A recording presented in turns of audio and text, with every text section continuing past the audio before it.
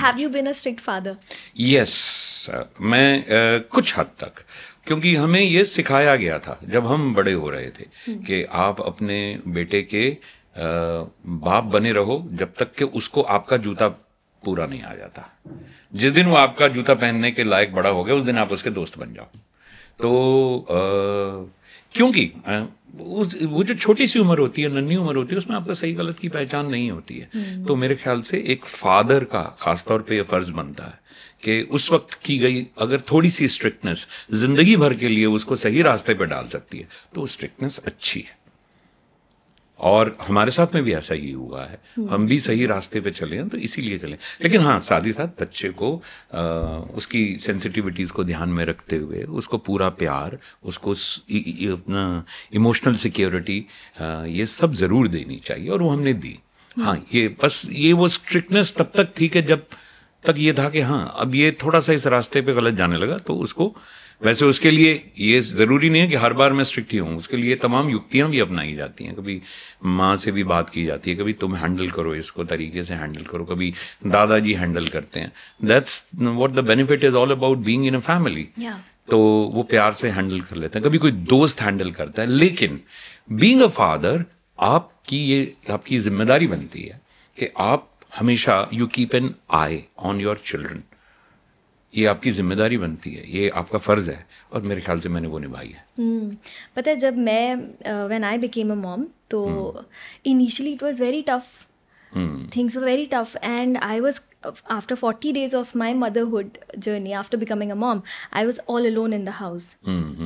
तो मैं कभी कभी बहुत परेशान हो जाती थी कि ये मैं कैसे करूँ, मैं कैसे हैंडल करूँ, अगर बच्चा कंटिन्यूसली रो रहा है, मुझे समझ नहीं आ रहा है मैं कैसे करूँ। तो once I spoke to some of my friends and they said, one of them said, Sonal, once a mother, always a mother. मैंने उससे पूछा कब ठीक होगा ये फेज़ कब निकलेगा? उसने बोला ये फेज़ कभी नहीं निकलेगा, तुम एक बार माँ बन जाओ, अब तुम्हें ज़िंदगी भर इसकी टेंशन रहेगी। माँ और बाप को बच्चे की टेंशन हमेशा रहती है। आप उसको टेंशन लफ्ज़ मत दीजिए, आप उसको ईश्वर का प्रसाद समझिए, आप ईश्वर का आशीर्वाद समझिए। आप ब्लेस्ड हैं कि आपके घर में बच्चे हैं। हाँ। इतनी प्यारी बेटी है सियारा, है ना? आप ब्लेस्ड हैं। उसको उस नजरिए से देखिए, फिर उससे डील करने के रास्ते कुदरत अपने आप भेज देगी। हाँ। क्या आप एक अकेली पहली माँ है इस दुनिया में? नहीं ना, आपकी भी तो माँ ने आपको पाला है ना। तो आपने बात की होगी ना अपनी मम्मी से, है ना? एक ही वर्ड है, की वर्ड एक है, पेशेंस, लव, कंपैशन। आप ही का तो हिस्सा है वो बच्चा। हाँ। बस बात खत्म हो गई। आप भी वैसे ही थे, बिल्कुल हम भी वैसे ही थे जब हम छोटे थे। मैं अभी जब ट्रैवल कर रहा था, फ्लाइट में था, मैंने सोचा था मैं 2 घंटे की फ्लाइट है दिल्ली से बॉम्बे की, मैं सोया नहीं था, रात भर काम किया था, मैं सो जाऊंगा। अब मेरे बिल्कुल साथ वाली रो में एक माँ और उनका एक 10 महीने का बेटा, वो बच्चा पूरे 2 घंटे जो रोता रहा है। मैं एक पल के लिए मैंने कब सोचा यार मैं उसको टॉफी दे देता था, मैं उसको बच्चे को, कि मैंने उसको कुछ और दे देता था। उसकी माँ की क्वालिटी ये थी, उसने एक पल के लिए भी अपनी पेशेंस नहीं खोई। वो अपने बच्चे को हैंडल करती रही, कभी उठ के उसको वो चहलकदमी करती रही, कभी उसको कुछ चीज दे दी उसने, कभी कुछ कर दिया, कभी पानी पिला दिया, but she never lost patience. और फिर मुझे आधे घंटे बाद लगा यार मुझसे ज्यादा तो परेशान इनको होना चाहिए, मैं तो को पैसेंजर हूं। मैंने भी कोई बात नहीं, मैं कहा चल ठीक है यार, हेडफोन लगा ले तो साथ में और सो जा, आएगी नींद तो ठीक है, नहीं आएगी तो कोई बात नहीं।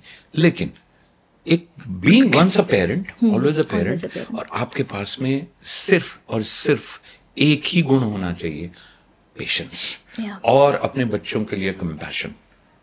फिर प्यार और विश्वास अपने आप आ जाएगा। फिर धीरे धीरे बच्चे आपको सिखाने की जरूरत नहीं पड़ेगी, बच्चे आपसे सीखते जाएंगे, क्योंकि जहां आपने पेशेंस रखी, धैर्य रखा, कंपैशन रखा, अपने बच्चे के लिए करुणा रखी और प्यार रखा, बच्चे में वो गुण अपने आप आते जाएंगे।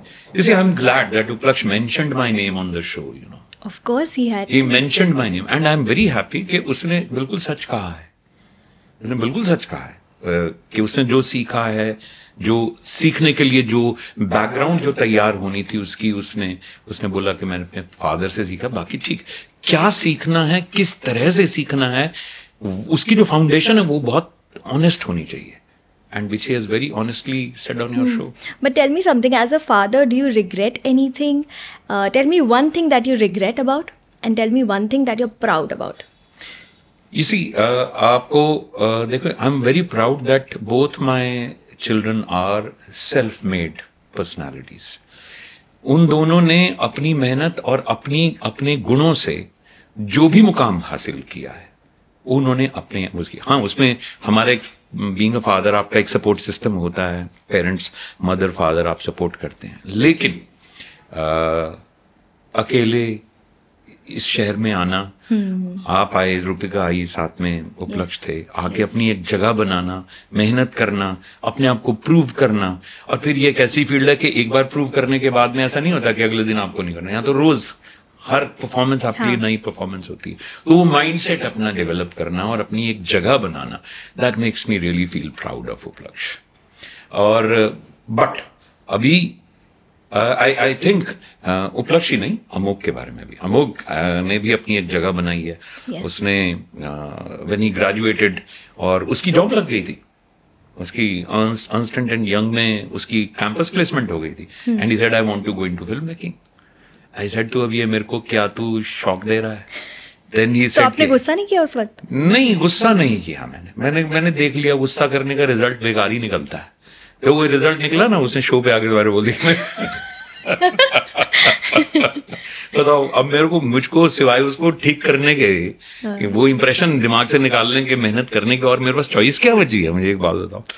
तो Amogh all of a sudden ही सेड कि मैंने तो फिल्म मेकिंग करनी है। उससे पहले उसका MBA की फीस भरी जा चुकी थी। तो मैंने कहा यार ये तू क्या बम फोड़ रहा है? तो कहने लगा नहीं, मैंने ये ऐसे ऐसे YouTube पे फिल्में बनाई हैं, आप देखो। And he had done some good work. Okay. And then he wanted कि मैं अमेरिका जाके पढूं। तो I enquired, you know, it was costing more than ₹1 crore। बाप रे। तो एंड आई सेड कि I can not afford this kind of a money. He said कि आप बेफिक्र रहो कि ऐसे ही अच्छे कोर्स इंडिया में होते हैं, और बट वो कंपटीशन से मिलते हैं। तो ही क्रैक्ड जेवियर्स मुंबई में, उसको एडमिशन मिल गया। मतलब there were only 44 seats available, out of those 22 were in the quota and 22 were in the general category. He cracked it. Then I had no reason to stop him. उस दिन के बाद से लेके आज तक उस बच्चे ने मुझसे कभी कोई मदद नहीं मांगी। He is done it on his own. तो today he is at a very senior position in Netflix. तो अब ये this is a sense of pride कि चाहे उपलक्ष्य है या अमोघ है, दोनों बच्चों ने अपनी जो जगह बनाई है वो अपनी मेहनत से बनाई है। हाँ, उसके लिए जो फाउंडेशन थी वो बतौर पेरेंट मेरा और मेरी वाइफ का, हम दोनों का फर्ज बनता है कि we should provide them the right foundation. वो हमने प्रोवाइड की। उसके बाद में this is a sense of achievement and I feel proud. And as far as regret is concerned, तो देर आर, यू सी, जिंदगी में वो एक बात है कि कभी किसी को मुकम्मल जहां नहीं मिलता, किसी को ज़मीन तो किसी को आसमान नहीं मिलता। तो रिग्रेट तो कोई नहीं है। I am always full of gratitude. शुक्र है उस ऊपर वाले का, उसने ये दिन दिखाया है। बाकी अगर कुछ नहीं मिला है तो क्या उसके बारे में बात करनी या क्रिब करना? कोई वजह होगी, कुछ अच्छा होगा मेरी डेस्टिनी में जो कि वो नहीं हुआ, या और जो नहीं हो रहा है कुछ अच्छी बात होगी। बिकॉज मैं ये मानता हूं कि मुझसे ज्यादा मेरे बारे में मेरा परमात्मा ज्यादा जानता है, वो ज्यादा अच्छा सोचता और समझता है, और वो जो दे रहा है मेरे को बहुत अच्छा दे रहा है। I am thankful. तो एज ऑफ नाउ कोई रिग्रेट नहीं है। हाँ, ये उम्मीद है, रिग्रेट नहीं, उम्मीद है कि ये दोनों बच्चे और पूरा परिवार और तरक्की करें, मटेरियलिस्टिक तरक्की के साथ साथ स्पिरिचुअल तरक्की भी करें, परिवार एकजुट रहे। ये मेरी एक इच्छा है, ये हाथ जोड़ के प्रार्थना है। वाह। अगर आपको ये वीडियो अच्छा लगा तो प्लीज़ हमारे इस चैनल को सब्सक्राइब कर लो, क्योंकि हम इस चैनल पे ऐसे ही बहुत सारे बहुत फन एंड बहुत इंटरेस्टिंग क्लिप्स डालते रहते हैं। See you in the next one.